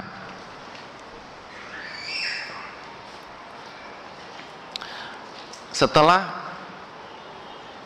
semua unsur hadir, ada wali, ada calon mempelai laki-laki dan saksi, maka yang pertama yang perlu kita ketahui bahwa mempelai wanita tidak harus dihadirkan, apalagi di tengah-tengah forum. Nggak harus, nggak ada dalilnya. Bahkan jangan sampai mempelai wanita menjadi sasaran tembak mata-mata laki-laki pada saat itu, khususnya ketika akad nikah. Mempelai akan berdandan, jadi kalau sudah jelas-jelas berdandan atau dirias, di make up, maka dijaga di tempat yang baik, jangan sampai dipertontonkan, karena ini akan menjadi istri antum. Masa istri antum dilihatin oleh seluruh pasang mata yang hadir pada saat itu? Jadi sekali lagi tidak harus, bahkan kalau kondisinya demikian maka tidak dihadirkan di meja akad tersebut. Itu yang pertama. Jadi tinggal ada saksi, ada mempelai dan ada wali. Lalu hadirin yang dirahmati oleh Allah Subhanahu wa taala, acara dimulai dengan khutbatun nikah sebagaimana hadis Ibnu Majah. Ibnu Majah membuat bab khutbatun nikah, bab khutbah nikah. Dan hadis Ibnu Mas'ud, allamana Rasulullah sallallahu alaihi wasallam khutbatal hajah fin nikah wa ghairihi. Nabi sallallahu alaihi wasallam mengajarkan khutbatul hajah di pernikahan dan di selain momen pernikahan. Jadi sekali lagi disunnahkan untuk diawali dengan khutbatun nikah. Pertanyaannya, apa itu khutbatun nikah? Apa yang dimaksud khutbatun nikah? Apa arti khutbatun nikah? Hadirin, khutbatun nikah yang dimaksud sebagaimana hadis Ibnu Majah, hadis Abdullah bin Mas'ud, dan hadis-hadis yang ada dalam buku dan bisa dicek di Bulughul Maram karya Al-Hafidh Ibnu Hajar adalah innal hamdalillah nahmaduhu wa nasta'inuhu wa nastaghfiruh wa na'udzu billahi min syururi anfusina wa min sayyiati a'malina man yahdihillahu fala mudhillalah wa man yudlil fala hadiyalah asyhadu an la ilaha illallah wahdahu la syarikalah wa asyhadu anna muhammadan abduhu wa rasuluh ya ayyuhalladzina amanu taqullaha haqqa tuqatih wa la tamutunna illa wa antum muslimun ya ayyuhan nasu taqu rabbakumul ladzi khalaqakum min nafsin wahidah wa khalaqa minha zawjaha wa batha minhuma rijalan katsiran wa nisaa'a wattaqullaha alladzi tasaaluna bihi wal arham innallaha kana 'alaikum raqiba ya ayyuhalladzina amanu taqullaha wa qulu qawlan sadida yuslih lakum a'malakum wa yaghfir lakum dhunubakum wa may yuti'illaha wa rasulahu faqad faza fawzan 'azima amma ba'du fa inna asdaqal hadithi kitabullah wa khairal hadi hadi Muhammadin sallallahu alaihi wasallam wa syarrul umuri muhdatsatuha wa kullu muhdatsatin bid'ah wa kullu bid'atin dhalalah wa kullu dhalalatin finnar. Titik. Selesai. Itu khutbah nikah. Itu khutbah nikah. Banyak orang nggak paham khutbah nikah.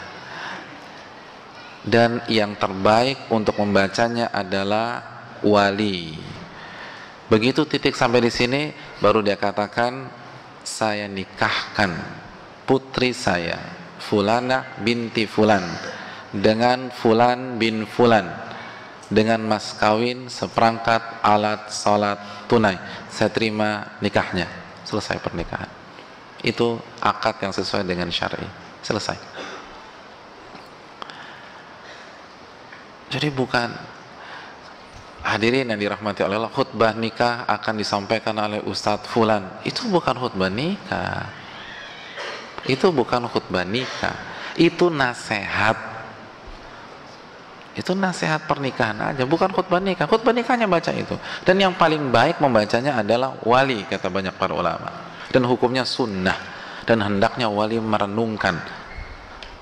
Dan hendaknya mempelai laki-laki paham makna innal hamdalillah nahmaduhu wa nasta'in dan seterusnya.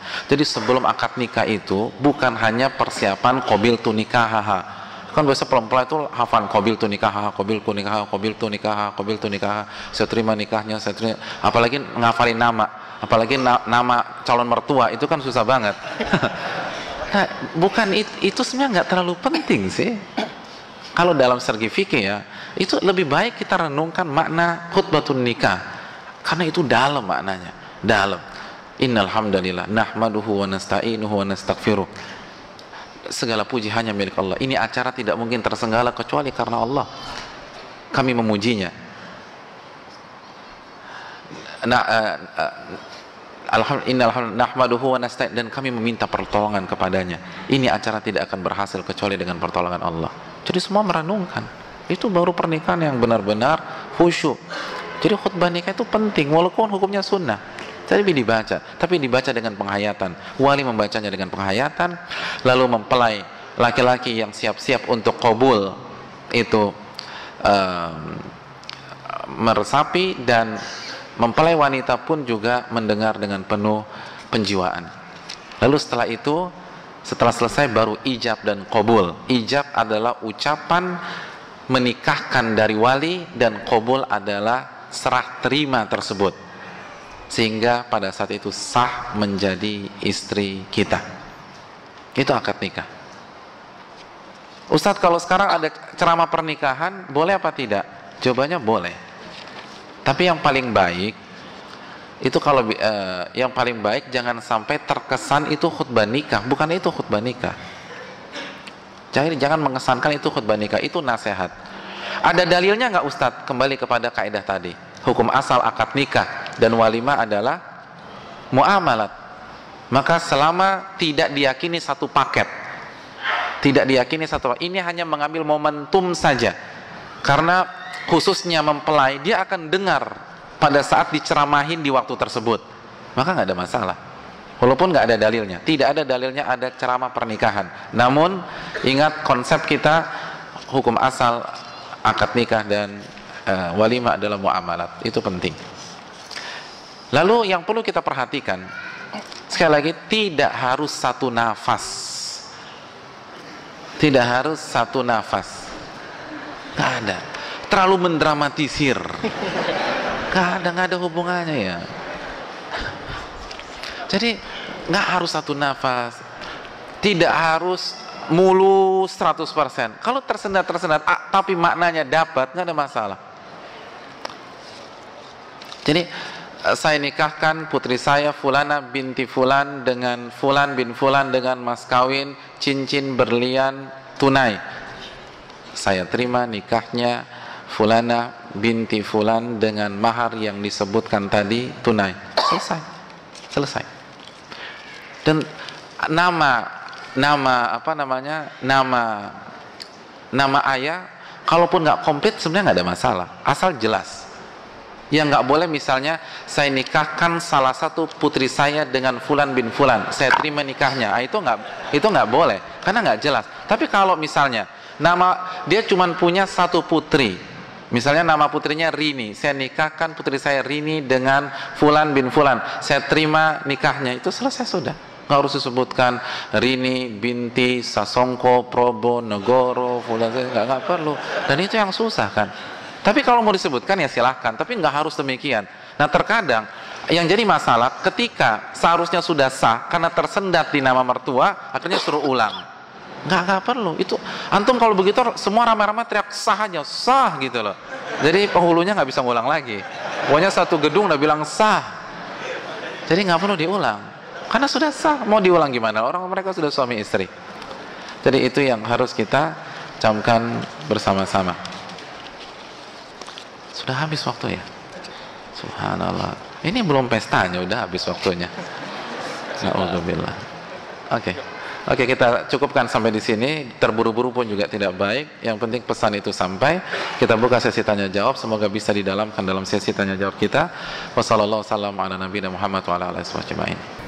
Assalamualaikum. Sebulan yang lalu saya ta'aruf dengan seorang akhwat. Pada hari itu juga kami memutuskan untuk lanjut ke proses khitbah. Kemudian beberapa hari setelahnya hatinya Iwan itu ragu, Ustaz, apakah memutuskan atau membatalkan proses selanjutnya. Bagaimana agar hati ini mantap dalam mengambil keputusan? Sudah khitbah, tapi akhirnya ragu, Ustaz. Iya, terima kasih jazakallahu khair atas pertanyaannya. Hadirin yang dirahmati oleh Allah Subhanahu wa taala. Kita sering atau kita sudah berapa kali menyatakan bahwa jika ta'aruf itu dilakukan dengan tepat, maka kita tidak butuh pacaran. Karena semua sudah ada. Kebutuhan atau faktor-faktor mengapa orang pacaran itu bisa dijawab dengan konsep ta'aruf, asal dilakukan dengan tepat. Tidak terlalu cepat dan tidak terlalu lama. Kata para ulama, bainal ifrat wa tafrid. Tidak terlalu cepat proses tersebut dan tidak terlalu lama. Jadi hadirin yang dirahmati oleh Allah Subhanahu wa taala, terapkan konsep ta'aruf yang sudah kita bahas selama 2 pertemuan sebelumnya. Itu yang pertama. Yang kedua, sekali lagi, konsep ta'aruf yang benar itu memberikan waktu untuk kita dalam berpikir. Jadi harus ada waktu untuk berpikir. Dan khususnya ketika kita berada di usia muda, hendaknya kita meminta second opinion kepada para pakar yang berpengalaman. Ingat Fatimah binti Qais. Saya ingin bertanya, Fatimah binti Qais itu dilamar oleh siapa? Dilamar oleh Abu Jaham dan Muawiyah. Siapa 2 orang ini? Sahabat. Bayangkan, dilamar sahabat. Sahabat siapa? Bukan sahabat dia, sahabat Nabi maksudnya. Dilamar sahabat Nabi SAW. Saya ingin bertanya, sahabat pasti masuk surga enggak? Allah berfirman dalam surat Al-Hadid ayat 10, wa kullu wa'adallahil husna. Semua sahabat dijamin masuk surga. Mereka para ahli ibadah. Tarahum ruk'an sujada di akhir surat Al-Fatah. Kalau Anda melihat mereka senantiasa ruku dan sujud kepada Allah. Tapi ketika Fatimah binti Qais didatangi oleh 2 sahabat Nabi yang ingin menikahi dia, Fatimah bertanya ke Nabi SAW, tidak memutuskan sendiri. Jadi sekali lagi libatkan pihak lain. Itu salah satu tipsnya yang bisa memberikan jawaban sesuai dengan ridha Allah, sesuai dengan konsep syar'i, sesuai dengan agama Islam, dan dia bijak, dia ngerti kita. Jadi minta masukan kepada orang-orang seperti itu yang paham agama, yang bijak, dan yang mengerti karakter dan keinginan kita, sehingga dia bisa tahu ini nggak cocok buat kamu, kamu terlalu maksa. Coba kamu pikir lagi deh, kamu tuh lagi di mabok asmara. Jadi dia bisa mengatakan demikian. Atau wanita ini yang paling bagus buat kamu, saya tahu, karena saya kenal kamu sudah 25 tahun, misalnya demikian. Jadi itu yang penting. Terus yang keempat ini yang terpenting, istikharah. Istikharah. Dan kalau kita sudah istikharah, maka nothing tulus aja jalanin proses tersebut, karena Allah yang akan mengijabah doa kita. Kan di dalam doa itu kita mengucapkan apa? Allahumma in kunta ta'lam anna hadal amra khairun li fi dini wa ma'ashi wa akibati amri ajili amri wa ajili faqdurhu li wa yassiru li thumma barik li fi. Ya Allah, jika engkau tahu bahwa ini yang terbaik, ini jodohku, dia yang terbaik, maka apa? Takdirkanlah. Yang terbaik untuk apa? Mohon maaf, yang terbaik untuk apa? Untuk agama saya, untuk dunia saya, untuk masa depan saya di dunia maupun di akhirat. Maka takdirkanlah dia untuk saya. Dan yang kedua, mudahkanlah dan berkahilah pernikahan ini. Dan kalau sebaliknya, wa in kunta ta'lam anna hadza syarrun li fi dini wa ma'ashi wa akibati amri ajili amri wa ajili fasrifu anni wasrifni anhu waqdir liyal khaira haitsu kan tsumma ardini bi. Dan kalau engkau mengetahui, dan pasti engkau Maha mengetahui, dia nggak bagus buat saya, dia buruk untuk saya, maka palingkan dia dari saya. Lihat, atau palingkan saya darinya. Oh, ini dalam hadirin. Palingkan dia dari saya. Jadi kalau nggak baik, buat dia mungkin naksir sama yang lain. Udah, buat dia jauh dari kita. Jadi kan palingkan dia dari saya. Jadi yang awalnya seneng, ngebet, cinta, akhirnya ilfil. Udah nggak ada. Terus dia dilamar oleh laki-laki lain, atau dilamar oleh atau ada akhwat yang suka sama dia berpindah. Dia nggak mandang kita lagi. Yang jadi masalah, kita galau pada saat itu. Kita emosi. Padahal itu permintaan kita. Kan Anda yang minta, kalau nggak baik, palingkanlah dia dari saya. Pas Allah palingkan, Anda galau. Anda gimana sih? Anda nggak fair. Kan begitu. Anda yang minta, ketika dikasih cemberut. Harusnya kan alhamdulillah, berarti ini jawaban dari istikharah saya.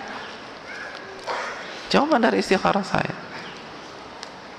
Lalu berikutnya, atau palingkan saya darinya. Kalau dia yang ngejar-ngejar, buat saya nggak suka, atau bongkar apa kayak skandal dia sehingga saya nggak simpatik sama dia. Jadi apa saja caranya buat palingkan saya dari dia. Lalu ganti dengan yang lebih baik, dan buat saya ridho dengan takdirmu. Itu makanya sholat istikharah itu bukan jampi. Anda harus pahami maknanya. Ini banyak orang istikharah nggak ngerti maknanya. Makanya begitu dikasih yang negatif, stres. Padahal kita yang minta sendiri jawaban seperti itu. Oleh karena itu, dan jawaban istikharah tidak harus dengan mimpi. Tidak harus dengan mimpi. Namun Allah punya istilahnya 1001 cara untuk memberikan jawaban tersebut. Dan jawaban yang paling simpel kita jalani. Tapi ingat, istikharah kan konsep ya. Istikharah adalah doa. Doa akan efektif apa tidak tanpa ikhtiar? Jawabannya tidak. Maka kita istikharah, lalu kita tetap jalankan proses itu secara syar'i. Ingat, doa saja tidak cukup. Semua sepakat. Hanya doa minta rizki tanpa berikhtiar secara syar'i cukup apa tidak? Tidak cukup. Begitu juga. Hanya berdoa minta anak. Rabbi habli minas salihin, Rabbi habli minas salihin. Ya Allah, kalau bisa tahun ini ya Allah. Tapi kita nggak punya istri. Kira-kira mungkin nggak? Kan nggak mungkin. Jadi artinya hadirin yang dirahmati oleh Allah SWT, doa harus dibarengi dengan ikhtiar yang sesuai dengan syar'i. Nggak bisa hanya doa saja. Nah, sekali lagi istikharah jalan, dan jalani proses itu secara syar'i. Ingat, secara syar'i. Jangan gunakan perasaan kita, jangan gunakan feeling kita, gunakan firman Allah dan hadis Nabi. Maka Allah akan kasih lihat sendiri jalannya. Yakin sama Allah. Allah akan buka. Cocok apa tidak mungkin itu. Dan untuk awat rata-rata pertanyaan sama Ustaz, bolehkah awat ketika resepsi itu berdandan, bolehkah disandingkan, dan batasan kemegahan dalam mengadakan walimah itu bagaimana? Iya, terima kasih jazakallahu khairan. Itu sesi kita pada pertemuan yang akan datang insyaallah. Iya, karena butuh kita pertemuan akan kita akan bicara tentang resepsi pernikahan, lalu apa fase awal yang harus dilakukan oleh pasutri. Jadi hari-hari pertama dia harus ngapain sih? Apakah bulan madu, atau ke Bali, atau ke Lombok? Beres-beres. Iya, itu yang akan kita bicarakan pada pertemuan yang akan datang insyaallah. Kemudian ada yang bertanya Ustaz, nah ini kalau waktu resepsi mungkin sholat terlewat apa, bolehkah dikodok atau tidak sholatnya? Iya, hadirin yang dirahmati oleh Allah SWT, jazakallahu kepada pihak yang bertanya. Perlu kita dudukkan ya, apa arti qada? Qada dalam dunia usul fikih itu ada dua istilah, qada dan ada. Ada, bukan ada tuh ada ya, tapi ada gitulah. Kayak orang Sunda bilang ada. Nah, ada artinya mengerjakan ibadah di waktunya. Qada mengerjakan ibadah setelah waktunya. Nah, hadirin yang dirahmati oleh Allah, jika kita berada di hari pernikahan atau resepsi kita, maka ada dua opsi bagi kita. Yang pertama, kita sholat tepat waktu dan itu yang terbaik. Dan yang kedua, kalau agak sulit kita bisa menjamak. Menjamak diperbolehkan karena alasan hukum menjamak adalah hajah dan masuk ke dalam bab ini. Jadi kita boleh menjamak. Tapi ingat, jangan lupa pasangan jamaknya. Zuhur pasangannya apa? Asar. Maghrib, isya. Ini yang harus dipastikan. Jadi antum nggak boleh mengerjakan sholat asar di waktu maghrib. Nggak boleh. Karena pasangan jamak zuhur dengan asar. Jadi kalau misalnya resepsi antum di waktu asar, maka antum boleh jamak takdim. Jadi sebelum fitting, sebelum dibedakin bla bla bla bla bla dan seterusnya, antum jamak takdim dari zuhur. Walaupun acaranya nanti asar, nggak ada masalah. Karena asar akan full nanti, akan sulit. Maka jamak takdim. Jangan justru asarnya diqodok di maghrib. Nggak boleh, karena pasangan asar itu apa? Zuhur, bukan maghrib. Itu selingkuh, hadirin. Iya, asar itu zuhur, bukan maghrib. Maghrib nanti isya. Maghrib isya. Maka lakukan jamak. Jadi kalau maksud qodok itu jamak, boleh. Tapi jangan gunakan istilah qodok. Ulama fikih lebih suka menggunakan istilah jamak. Wallahu ta'ala bisa, mungkin itu. Ini terkait dengan mahar, Ustaz. Calon suami tidak mempunyai harta, bolehkah calon istri sebelumnya memberikan hartanya kepada calon suami? Masalahnya menurut adat mahar harus disebutkan. Bila mahar sedikit maka menjadi aib bagi keluarga calon istri.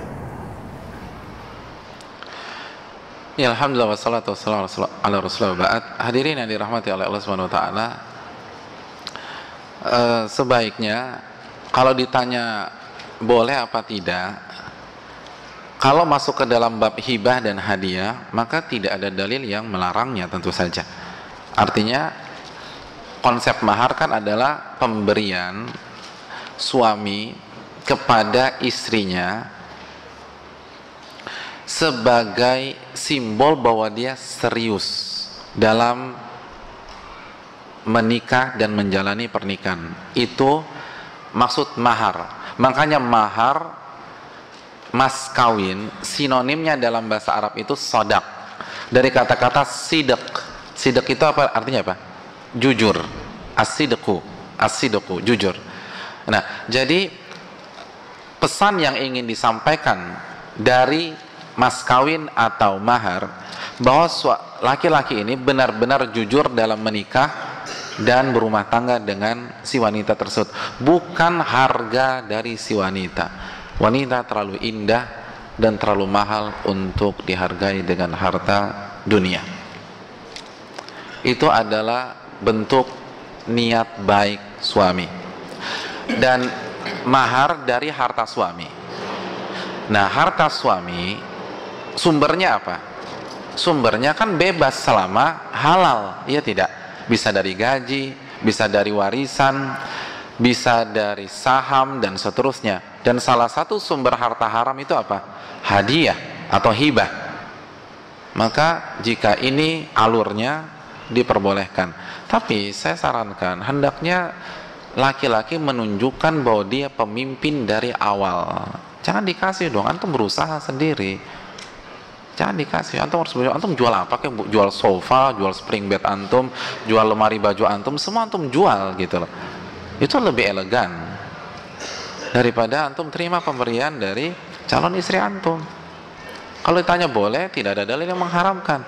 Tapi hendaknya seorang laki-laki dari awal tunjukkan dia adalah pemimpin di dalam rumah tangga, pemimpin. Dan semakin kita tidak memiliki hutang budi dengan orang, maka kita akan lebih baik dalam menjalankan kepemimpinan kita. Iya apa tidak? Iya kan? Simpel aja. Kenapa sekarang sebagian pihak susah untuk berjalan lurus ketika sudah terpilih? Karena kan hutang budinya banyak, hadirin sekalian. Benar nggak? Ya. Alhamdulillah. Kalau nggak nyambung ke sana bagus lah. Kita lanjutkan aja. Ya, lanjut. Bagaimana hukum memisahkan tamu, ikhwan dan akhwat? Itu nanti. Pokoknya yang berkaitan dengan teknis resepsi kita bahas pertemuan yang akan datang. Terjawab. Bolehkah menikahi wanita Nasrani bagaimana akad nikah sahnya jika seperti itu? Iya, terima kasih jazakallahu khair atas pertanyaannya. Jawabannya tanpa diragukan lagi, silakan buka surat Al-Maidah ayat 5, wal muhsanatu minal ladzina utul kitab hillul lakum. Dari ayat ini Allah berfirman, dan wanita baik-baik dari ahlul kitab itu boleh kalian nikahi. Boleh kalian nikahi. Ada syarat yang perlu dicamkan. Yang pertama, hanya ahlul kitab, dan ahlul kitab adalah Yahudi dan Nasrani. Timbul pertanyaan, apakah Nasrani pada hari ini pantas dinamakan ahlul kitab? Terjadi perbedaan di tengah-tengah para ulama, dan dengan keterbatasan ilmu saya lebih condong ke pendapat yang mengatakan masih pantas. Kenapa demikian? Karena inti kesalahan mereka pada hari ini dengan 15 abad yang lalu di zaman Nabi itu sama. Apa inti permasalahan mereka pada hari ini? Trinitas. Itu masalahnya. Dan Allah berfirman 15 abad yang lalu, laqad kafara alladziina qalu innallaha tsalitsu tsalatsa. Telah kufur orang yang meyakini ideologi Trinitas. Jadi itu ideologi mereka, dan makanya itu dikritik oleh Allah Subhanahu wa taala. Namun yang menariknya, ketika Nabi menulis surat kepada Heraklius, raja Romawi, dalam hadis Bukhari, dan raja Romawi Nasrani atau bukan? Nasrani. Dan apa ideologi Nasrani? Trinitas. Bagaimana Nabi memanggil Heraklius? Nabi bawakan firman Allah, ya ahlal kitab ta'alau ila kalimatin sawa'in bainana wa bainakum. Wahai ahlul kitab. Jadi Nabi memanggil Heraklius yang Trinitas itu dengan sebutan ahlul kitab. Maka jika itu yang dinamakan oleh Nabi, maka begitu juga dengan hari ini. Itu yang pertama, dia ahlul kitab. Yang kedua, Allah tidak hanya mengatakan ahlul kitab, Allah katakan muhsanat. Apa arti muhsanat? Muhsanat adalah wanita baik-baik, wanita yang menjaga diri, menjaga kehormatan, menjaga pergaulan. Oleh karena itu, apabila wanita itu tidak menjaga pergaulannya, tidak menjaga kehormatannya, dia bisa dirangkul siapapun, dia bisa bermalam dengan siapapun, maka hukumnya haram dinikahi. Makanya Allah katakan wal muhsanatu minal ladzina utul kitab. Dan wanita baik-baik dari ahlul kitab. Itu yang kedua. Yang ketiga, hadirin yang dirahmati oleh Allah Subhanahu wa taala, menikah dengan ahlul kitab walaupun diperbolehkan, tapi banyak para ulama mengatakan dimakruhkan, apalagi ketika kita hidup di lingkungan di mana mayoritas muslimat atau di mayoritas umat Islam, dan banyak muslimat belum menikah. Lalu Anda lebih memilih orang-orang yang tidak beriman kepada Allah Subhanahu wa taala. Mana loyalitas kita kepada orang-orang beriman? Mana loyalitas kita kepada wanita-wanita yang beriman kepada Allah? Mana loyalitas kita kepada wanita-wanita yang sujud kepada Allah Subhanahu wa taala? Mana loyalitas kita kepada wanita-wanita yang bangun di jam 2 malam lalu menangis dan mengatakan ya Rabb ya Rabb? Anda lebih memilih itu? Sedangkan kata Allah berfirman apa tadi? Al-mu'minun wal mu'minat ba'duhum awliya'u ba'd. Laki-laki yang beriman dan wanita yang beriman, mereka wali di antara mereka. Mereka saling berloyalitas di antara mereka. Jadi ini yang harus kita pikirkan. Yang keempat, ada konsekuensi. Ada konsekuensi bahwa orang yang menikahi ahlul kitab, maka dia punya tugas besar mengislamkan istrinya. Dia harus dakwah dari hari pertama sampai hari terakhir. Itu yang pertama. Karena Allah berfirman dalam surat At-Tahrim ayat 6, "Qu anfusakum wa ahlikum nara." Jaga diri kalian dan keluarga kalian dari siksa api neraka. Maka begitu pernikahan, PR besar menanti Anda. Anda harus selamatkan istri Anda dari siksa api neraka. Bukan dibiarkan begitu saja. Apabila dia tetap menjadi seorang Nasrani saat meninggal dunia karena kelalaian kita, kekurangan kita kurang memberikan waktu untuk mendakwai dia, bahkan kita tidak mendakwai sama sekali, maka kita kena pada hari kiamat di hadapan Allah Subhanahu wa taala. Kita ditanya oleh Allah karena kita tidak mengamalkan At-Tahrim ayat 6. Yang berikutnya, masalah anak semua ikut suami. Anak harus semua ikut suami, tidak boleh bagi rata atau selang-seling atau random atau dikocok kayak arisan, atau biarkan mereka memilih. Satu saja anak mengikuti agama ibunya, kita diadab oleh Allah Subhanahu wa taala pada hari kiamat. Qu anfusakum wa ahlikum nara. Semua anak harus ikut suami. Oleh karena itu memang benar, ada sebagian ulama fikih menyatakan sebuah kesimpulan. Betul, sebagian para sahabat itu menikah dengan wanita ahlul kitab, tapi jangan diputus sampai di sana. Fakta menjelaskan istri-istri mereka masuk Islam. Beda dengan sekarang. Justru suaminya yang masuk Islam, suaminya yang murtad, atau anak-anak berantakan, atau anak-anak tidak seragam. Allah ta'ala misal. Baik, karena waktu mungkin yang terakhir, apa saja saat yang termasuk hal-hal yang mubazir pada saat melaksanakan walimah seperti itu, dan apakah ketika hari pernikahan dilakukan dengan prosesi seperti prosesi pedamporan militer? Iya, ya, terima kasih jazakallahu khair atas pertanyaannya. Adapun yang pertama, konsep mubazir adalah setiap rupiah yang kita keluarkan di tempat yang dimurkai oleh Allah, tidak diridhoi oleh Allah, maka itu mubazir. Dan 1 miliar yang kita berikan di jalan Allah, maka itu bukan mubazir. Jadi parameternya bukan angka, tapi alokasi dana. Alokasi dana. Dan ini menunjukkan, nanti kita akan bahas secara komprehensif, kita tekankan lagi masalah ini. Ini bukan masalah berapa jumlah undangan yang kita undang, tapi proporsional lah gitu loh, proporsional. Kalau misalnya satu kepala 100.000 itu sudah enak, buat apa satu kepala 500.000? Itu kan mubazir. 100.000 makan kan udah enak di Jakarta. Tapi ada sebagian harus 500.000 per kepala, harus 750.000, kadang-kadang ada 1 juta, maka itu mubazir. Makan 1 juta buat apa? Itu ditanya oleh Allah Subhanahu Wa Taala. Jadi intinya bukan angka, tapi alokasi dana. Itu yang pertama. Yang kedua, hadirin yang dirahmati oleh Allah Subhanahu Wa Taala, sekali lagi hukum asalnya hukum asalnya muamalat itu boleh, muamalat boleh sampai tidak merubah ketentuan atau pembatasan dan tidak melanggar larangan dari syariat. Itu yang pertama. Maka saya belum pernah melihat gambarannya atraksi seperti itu atau hal seperti itu, maka saya tidak berani menghukumi, karena dalam kaidah usul fikih para ulama memiliki kaidah al-hukmu ala syai'in far'un an tasawwurihi. Menghukumi sesuatu itu setelah mengetahui substansinya secara komprehensif, jadi secara utuh, baru kita bisa bicara. Wala taqfu ma laisa laka bihi ilm. Al-Isra ayat 36, jangan Anda bicara dan jangan Anda mengikuti apa yang Anda tidak tahu. Saya tidak tahu hakikat itu sebenarnya, tapi saya ingin kasih dalil kaidahnya saja. Pastikan itu tidak ada unsur haram, tidak mubazir, tidak ada dana yang keluar begitu saja. Kalau semuanya aman, maka silakan. Wallahu ta'ala bisawab. Jazakallahu khairan pada Ustaz Nuzul Zikri yang telah